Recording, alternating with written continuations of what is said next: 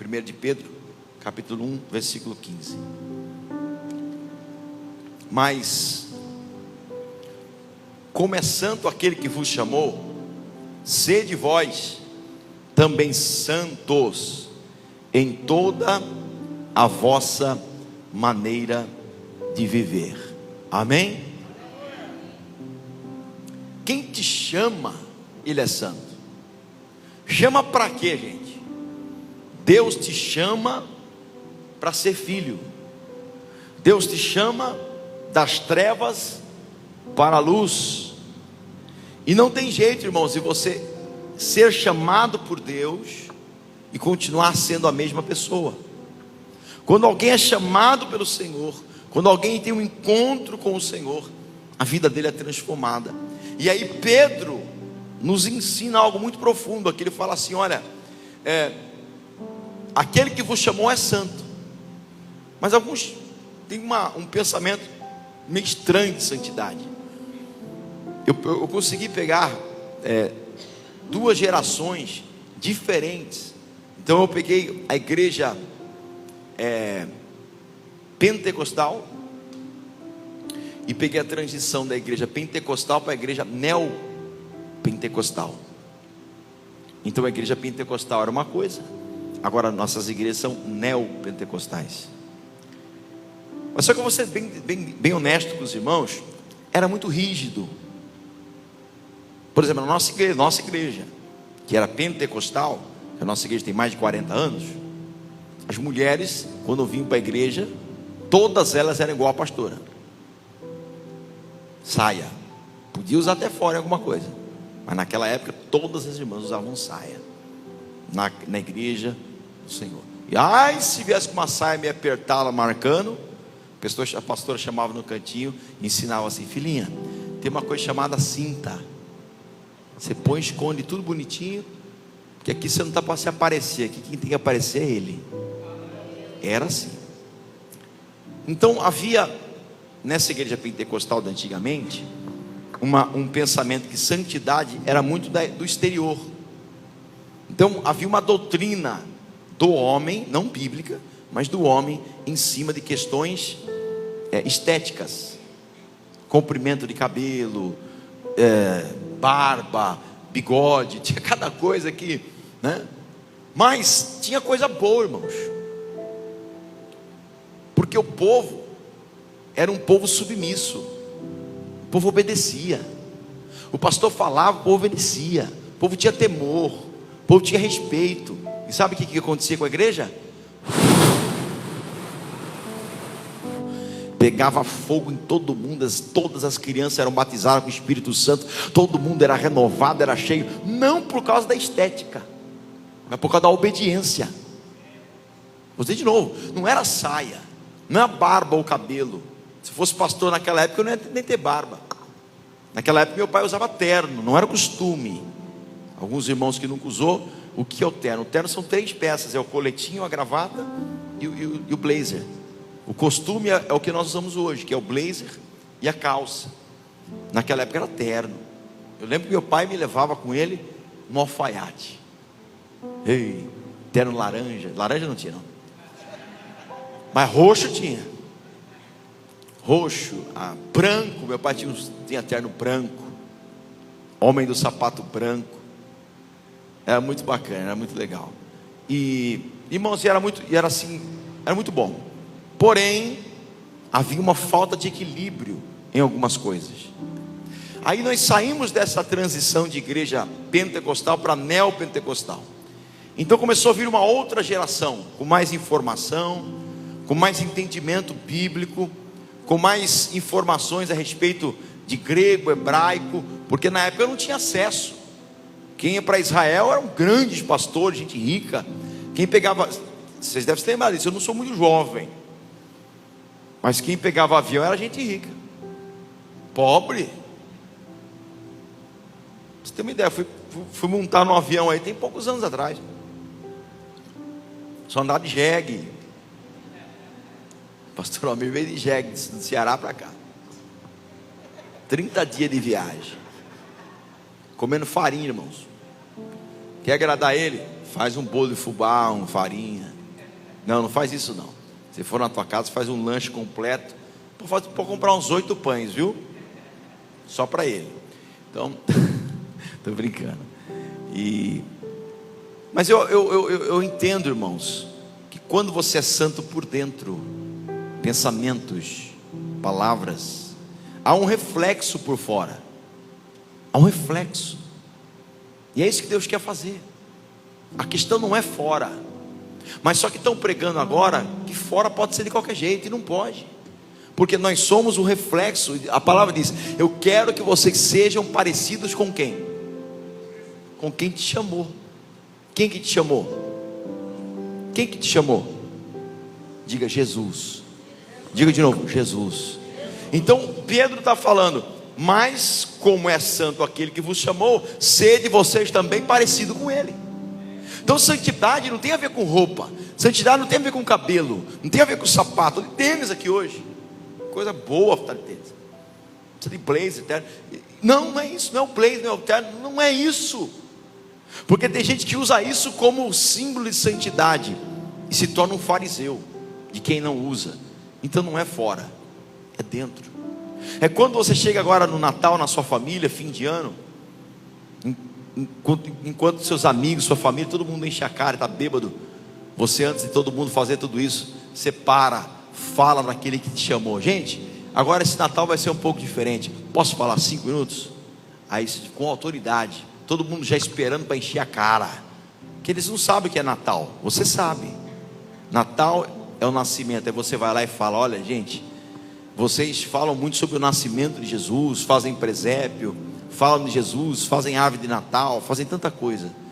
Mas eu quero contar para vocês uma experiência maior do que um presépio, maior do que uma festa. Jesus nasceu dentro do meu coração. Eu quero falar para vocês do dia em que Jesus nasceu dentro de mim. Nós comemoramos Natal diferente. O nosso Natal é comemorado não o nascimento de Jesus, porque nós não sabemos o dia, nem a Bíblia manda comemorar o nascimento dele, mas a Bíblia também não manda não comemorar, então podemos comemorar. Então nós comemoramos o quê? O dia que Jesus veio na terra, não sabemos qual, glorificando a Ele. Podemos fazer isso com a nossa família, sim, devemos fazer isso, porém devemos comemorar o nascimento dele dentro do nosso coração. Então se Jesus nasceu dentro de você, Pedro fala assim: mas como é santo aquele que vos chamou. É um chamado, irmãos. O que é um chamado? Quem tem cachorro aqui? Eu tenho vários. Quando eu chego na casa de mamãe, que lá deve ter uns 8 cachorros, não sei quantos tem lá, que eu abro a porteira, sai aquela cachorrada latindo tudo para a rua, e elas correm, vão no vizinho, vão em todo lugar. Lá é grande, é gostoso, vão para o meio do mato. E aí eu desço do carro, eu chamo, tem cada um, eu até esqueço o nome desse cachorro, tanto nome que tem. Chamo, sabe o que eles fazem? Eles estão assim, ó. Tem um cachorro lá que chama Lino. Ô Lino! Na realidade o nome dele é Pirulino, mas daí para facilitar, Lino, né? Ô Lino! Ele olha assim e corre. Eu tenho um Rottweiler, 50 quilos, Sansão, violento. Esse dele me derrubou lá no campo. Eu solto ele, eu digo: Sansão! Ele olha. Aqui! Ele vem. Uma coisa é ser chamado, outra coisa é ouvir o chamado. Estou dando uma analogia bem simplesinha para você entender. Deus está chamando você para ganhar almas. Deus está chamando você para ser cheia do Espírito Santo, cheio do Espírito Santo. Deus está chamando você para uma vida santa. Deus está chamando você para ser uma mulher, um homem cheio do Espírito Santo. Ele está chamando você para que quando alguém procurar Deus, fala: peraí, Deus está onde? Está na igreja católica, está na igreja evangélica? Não, tem a Maria, tem o José. Vou lá porque Deus está lá com ele. É isso que Deus quer. Cada um aqui. Quando teu filho for procurar Deus, fala: Jesus está onde? Alguém contar uma história para uma criança sobre Jesus, fala: mas é parecido com o papai. Já pensou um filho? Fala assim, alguém contar a história de Jesus para ele, ela levantar a mão na escolinha dominical e falar: eu conheço Jesus. Aí a professora, já teve esses casos, não é um, não, vários. A criança levantar a mão na escola dominical e falar: eu conheço Jesus. Você conhece Jesus? Mas como assim você conhece? Não, ele mora lá em casa. Aí a professora falou assim: Não, mas eu sei, Jesus mora na nossa casa, é verdade. Não, mas eu vejo ele todo dia. Você vê ele, você tem visão dele? Eu falei, tenho. Eu tomo café com ele. Aí, professor, mas toma café com ele, velho? Trem bom é esse? Como que é isso? Ele falou assim, é meu pai. Meu pai é esse camarada que você está falando aí. As pessoas brigam com ele não fica chateado. Mamãe briga com ele não briga. Ele é esse aí. Quando a gente precisa, toda noite ele ora para a gente, está sempre com a gente. E quando ele some, ele fala, olha, eu vou fazer a obra do meu pai e depois eu volto. Enquanto eu estiver fora, o papai do céu vai cuidar de vocês. Irmãos, você já imaginou um filho? Já imaginou, Caiama? Seu filho, seu menino? Eu creio que é menino, porque comprou um monte de coisa de menino. Se não for, não vai ter que, sei lá o que vai fazer. Um dia fala assim, eu conheço Jesus. Ele toca lá na igreja. Só que o problema é que as pessoas olham para nós e veem tudo menos Deus. E eu espero que você saia daqui sabendo que você foi chamado para ser como Deus é. Você pode profetizar para alguém e diga, Deus te chamou para você ser como Ele é. Só para encerrar aqui, depois que Adão pecou, no Novo Testamento, você sabe que Adão é chamado de filho de Deus. Adão, mesmo depois de ter pecado, ele é chamado filho de Deus. Então existem dois tipos de santidade: a santidade posicional e a santidade progressiva. A santidade posicional é aquela que nós conquistamos em Cristo, em Deus. Quando Deus deu filiação para Adão, a imagem e sua semelhança, quando Adão pecou, Deus não tirou isso dele. Por quê?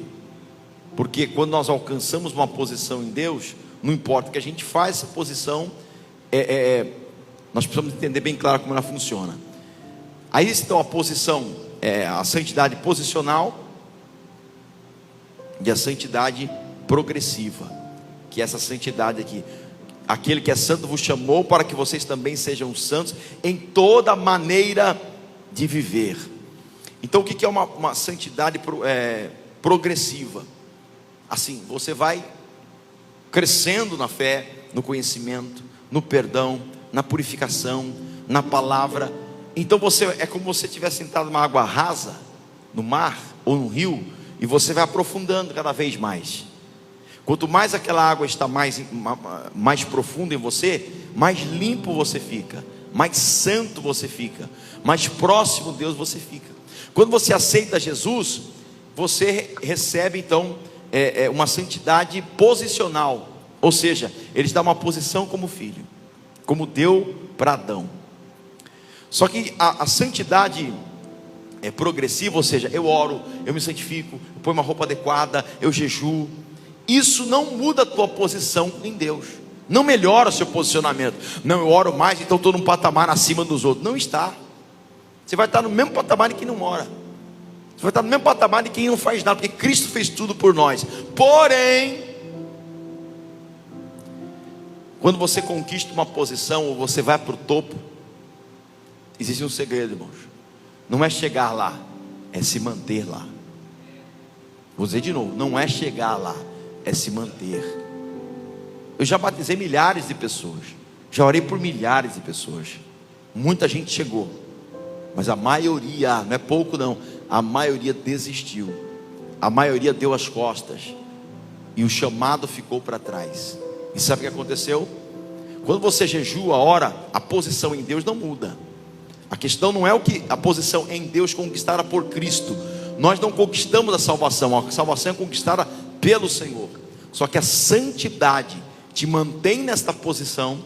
A santidade faz com que você se pareça com Deus. E a santidade lhe dará uma coisa que quem não é santo não tem força. Uma coisa chamada poder e autoridade.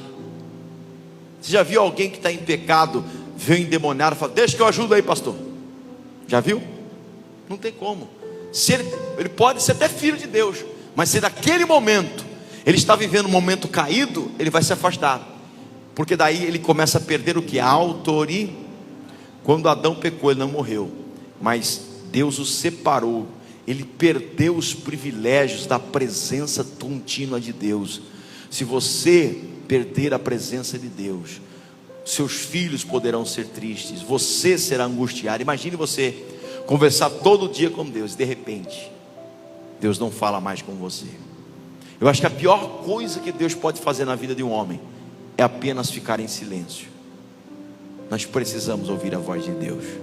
Que você saia daqui hoje entendendo que você foi chamado para ser como Deus é. Tessalonicenses 4:3 assim: e esta é a vontade de Deus. Repita comigo: e esta é a vontade de Deus, a vossa santificação. Amém? Vamos ficar em pé para ir para casa?